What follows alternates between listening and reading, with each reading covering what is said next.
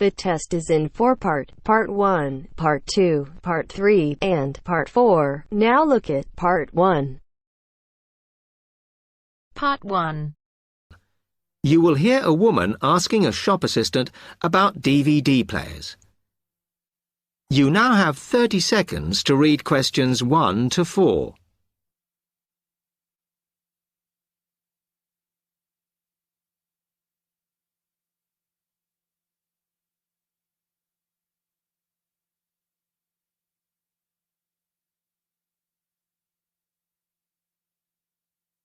Hello, I'm interested in buying a DVD player. Can you help me, as I don't know very much about them? Of course. We sell quite a range.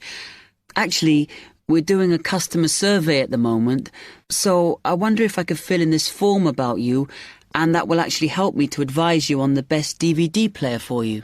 Oh, okay. First of all, your occupation. Student. Okay. Then, have you already got a DVD player? No, I've never had one before. Uh-huh.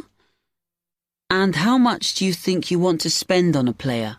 I'm not sure, really, but I have got a budget.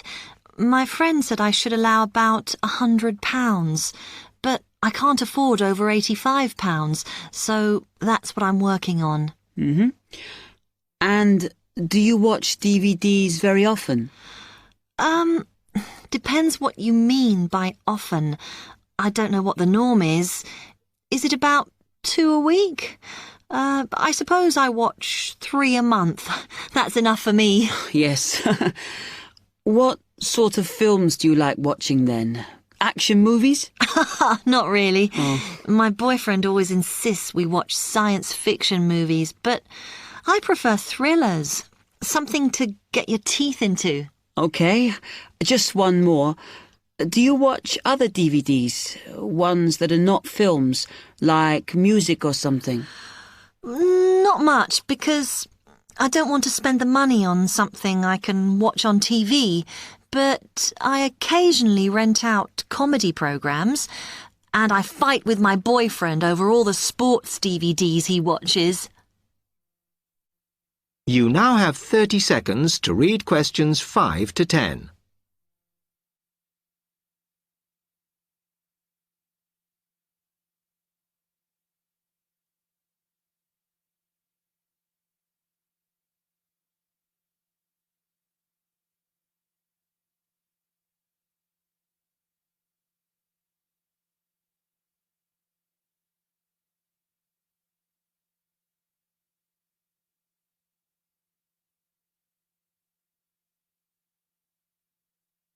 Okay, let me explain a bit to you about the DVD players that are in your price range.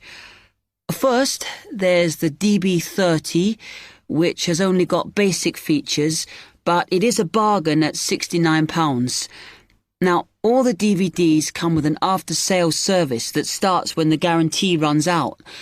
As it's so cheap, the DB30 comes with a limited after-sales service, as it only includes parts. You would have to pay for most of the repair. Seems okay. Then, a slight grade up from that is the XL643. This comes with an additional feature in that it has an extra button allowing you to record. That's quite useful. Oh, yes. That would mean spending less on DVDs to watch. Yes, so you'd make the extra money back on it that it costs. Let me see how much it is. Yes, that one's actually reduced at the moment from £79 to £71.99. Oh. I think it's worth the extra myself. And is that the same level of after-sales service as the other one? Well, you get a bit more for your money because what we're offering is a discount on labour. So you don't pay the full price if you have to call an engineer out. I see. Then the last one is this Tri-X24. It's a very good player, and you can use it to listen to your CDs as well as watch DVDs. It looks nice, but I bet it's expensive. No, it's not top of the range. Let's see. Yes, it's £94. But what you have to remember is that that includes insurance, so you don't have to pay extra for that. And it comes with a guarantee that's valid for 3 years, as opposed to the usual one. What do you think? Maybe.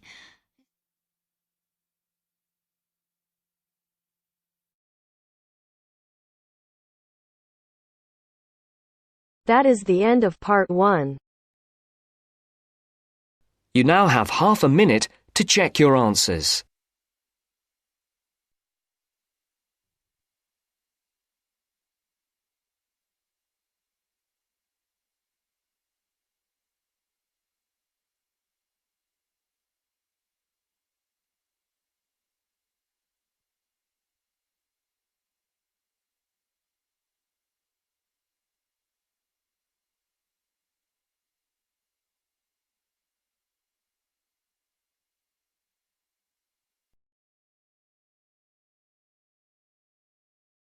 Now turns to part 2. Part 2. You are going to listen to a talk about au pairs in the UK. First, you have some time to look at questions 11 to 15.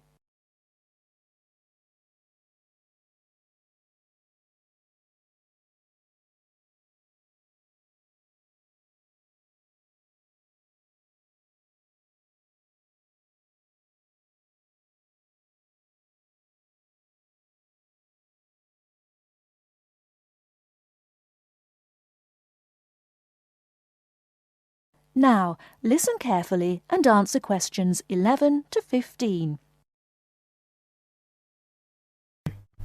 What is an au pair?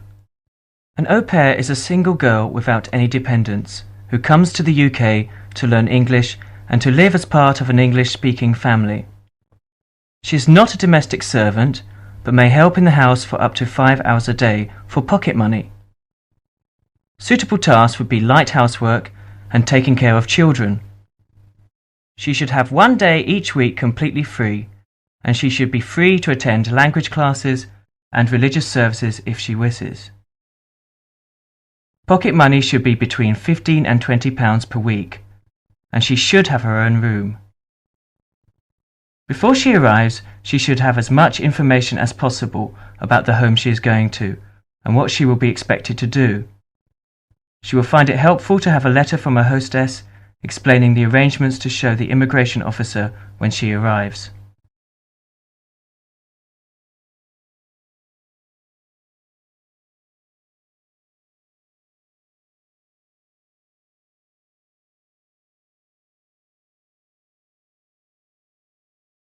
Before you hear the rest of the talk, you have some time to look at questions 16 to 20.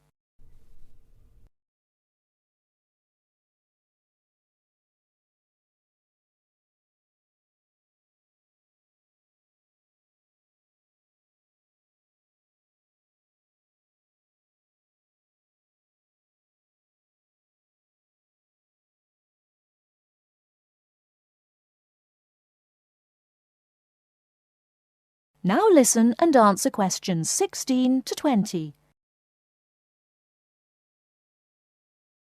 An au pair must be a single girl aged at least 17 and no older than 27 when she first becomes an au pair.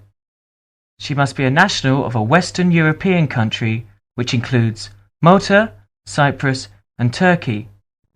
The longest a girl may stay in the UK as an au pair is 2 years. A girl who has been in the UK before as an au pair will be allowed to come to the UK again as an au pair only if the total period is not more than 2 years. An au pair is not allowed to take a job in this country. The light household duties which are part of the au pair arrangement are not regarded as employment. An au pair who is a national of a country which is not in the Commonwealth or European Community EC, and who is admitted for longer than 6 months will normally have to register with the police. This will be shown in her passport. She must take her passport and 2 passport-size photographs to a police station. She will have to pay a fee, about £25. If an au pair wishes to stay longer than the time stamped in her passport, she may apply either by post to Luna House, Croydon, or in person at one of the public inquiry offices. If she applies by post, it is a good idea to send any valuable documents by recorded delivery post. She should apply before the time limit on her permitted stay runs out. She must show that the arrangements are still those of an au pair. She may change host families during her time in the UK, providing that the new arrangements are also those of an au pair. That is the end of part 2. You now have half a minute to check your answers.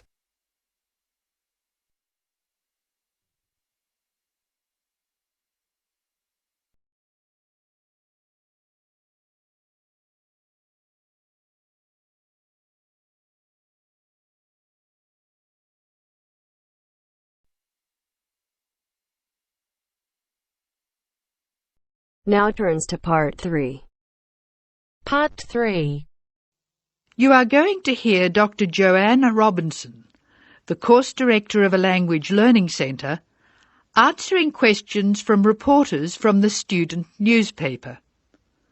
First, look at questions 21 to 26.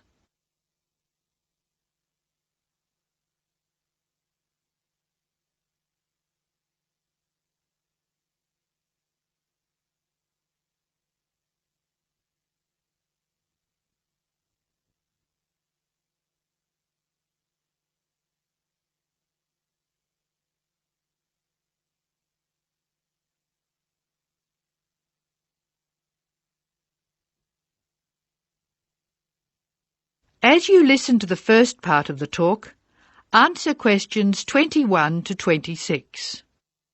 Write no more than 3 words or numbers for each answer.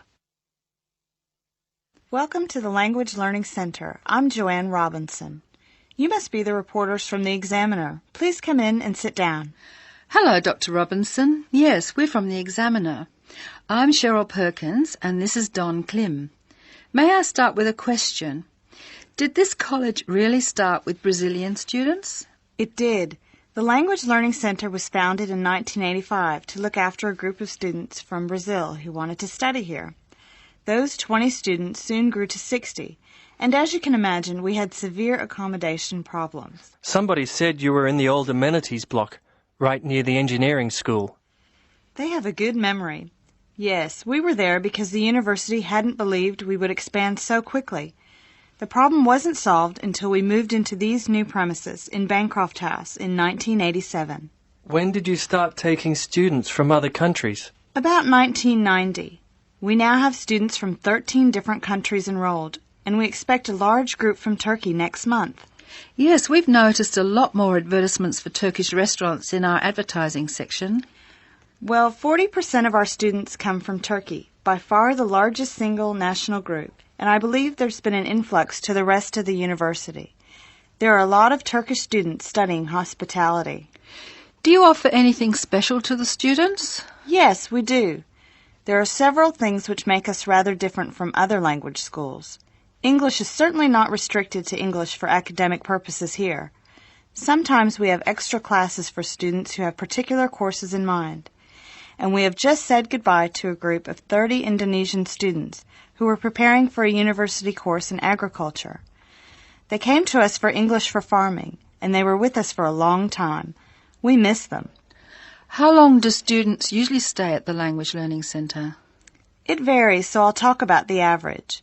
Most of our courses last for 5 weeks, but to make any real progress, a student needs to be here for at least 3 terms. That's 15 weeks. The students do better if they have a little time to settle in at the beginning of the course, and we offer an orientation course that lasts a week. Most students take it. It helps them to settle down, and it gives us plenty of time to test them and place them at the right level. How many people are in each class? We sometimes go up to 18, but our average class size is 14 students, and some classes have as few as 7 participants. It depends on the needs of the group. You were saying that you miss your students when they go. How do you attract students? I mean, how do they hear about the Language Learning Centre in the first place? We're included in the university advertising and marketing, and we have our own website. The thing which works best for us, though, is word of mouth. Students who leave us often send us their friends. In fact, a student who arrived today was carrying a photograph for me of a former student and his baby. It sounds like a nice place to be. It is. A lot of our students make lasting friendships while they're here. Before you hear the rest of the talk, you have some time to look at questions 27 to 30.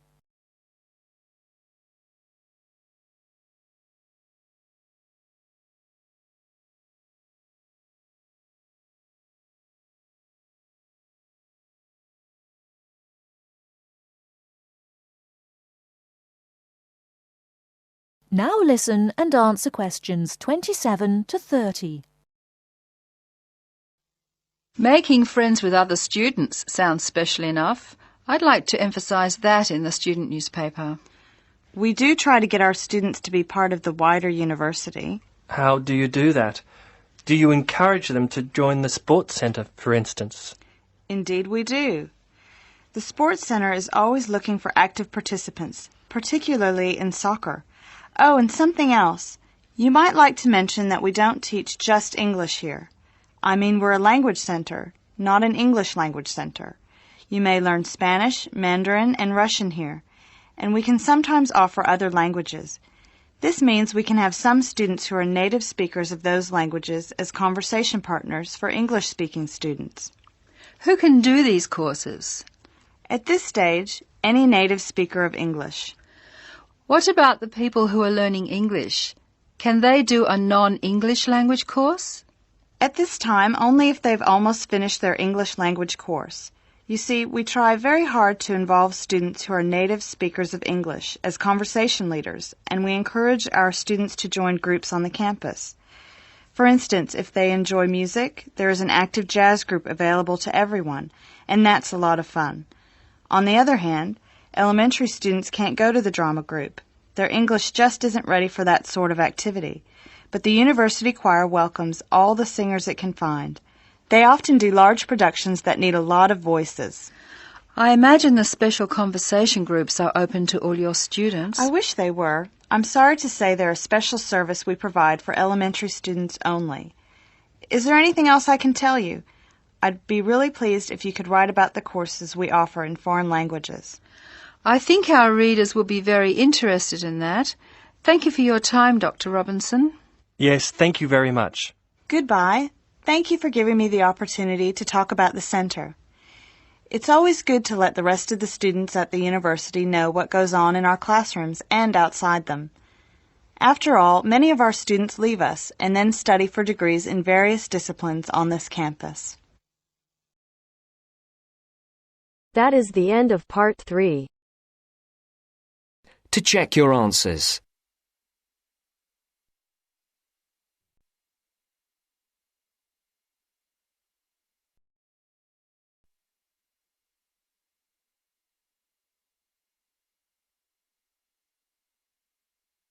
Now turns to part 4. Part 4. You will hear part of a talk on cat breeds. First, you have some time to look at questions 31 to 40.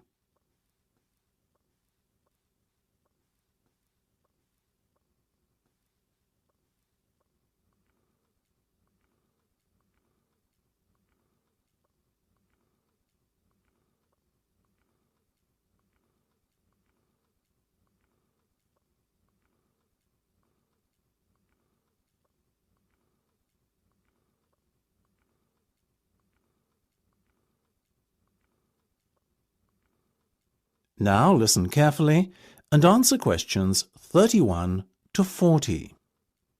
Look at her, ladies and gentlemen. Isn't she beautiful? The Abyssinian is a natural breed of cat which originated in Africa, or more specifically, what is now Ethiopia.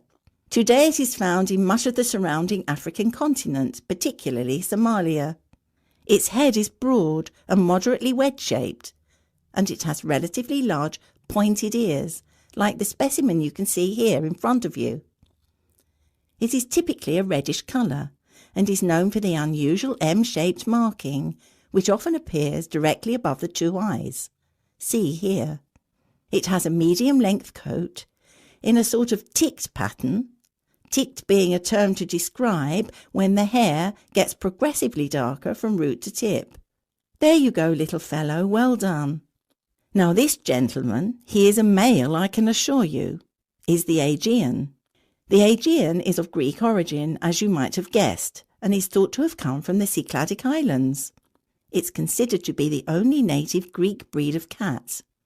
It is one of the newest and therefore rarest cat breeds, but relatively plentiful throughout Greece.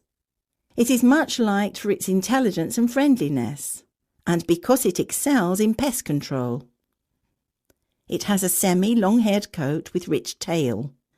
The coat is typically bi- or tri-coloured, with white always present, and the other colours ranging from black to red, blue, cream, etc.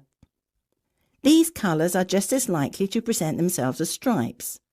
This little guy, as you can see, has beautiful reddish-blue stripes running through a pale coat. The head is medium-sized and quite round. The ears have a wide base, rounded tips, and are covered by hairs. Now the Australian. Australians are still mainly confined to distribution in their homeland. Obviously Australia, though a number of catteries in the UK have started to breed them too. Look at those expressive eyes. The cat is a fine example of the breed, medium-sized and short-haired. Notice also the large round head. This breed is much loved for its tolerance of children, and because it is very rarely inclined to scratch. Its coat is typically spotted, or, as in the case of this little fellow, classic tabby style. Last but not least, we have the bobtail, another relatively new breed, like the Aegean and Australian. The bobtail first appeared in the 1960s in the United States, the only country in which it has a significant distribution, and is most notable for its stubby, bobbed tail, which is only something like 1/3 to 1/2 the length of a normal cat's tail. It is a very sturdy breed, with rather shaggy and dense fur. Bobtails can have any colour fur, and often have the appearance of a tabby. Unlike the other breeds we have discussed, the bobtail is not natural. It is said to be a result of the crossbreeding of a domestic tabby cat and a bobcat. Such is the careful breeding the cat has undergone that it comes in all colours, and there are also both long and short-haired versions. If I had to recommend one of these breeds to you today, I would have to vouch for the Australian. After all, as all of us here are parents, we must surely agree that our children are our first consideration when it comes to purchasing a pet. What effect the animal will have on them, how will it react, etc. These are questions we all ask ourselves, and they are even more important when the child is very young. The Australian is simply unrivalled in the temperament department and is extremely unlikely to lose its composure and take a swipe at your child. That said, it is still a very rare breed in these parts, and as with all things in the world, rare equates to very expensive. So it may be beyond the price range some of you are prepared to pay. Surprisingly perhaps, though the bobtail is part lynx or bobcat, as they say in the States, it doesn't appear to have inherited any of the wildcat's aggressiveness, and therefore it makes an excellent second best as a pet you can allow to be around children. It is also considerably less expensive. The other two breeds we have talked about both make excellent house pets. However, hand on heart, I could not endorse either as a pet to have around young children. In my view, the child's safety is not something to gamble with. So, if you can afford the extra few quid to lay out for a bobtail, or better still, an Australian, do so. You won't regret it.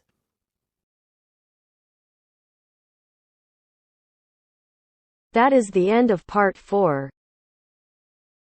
You now have half a minute to check your answers.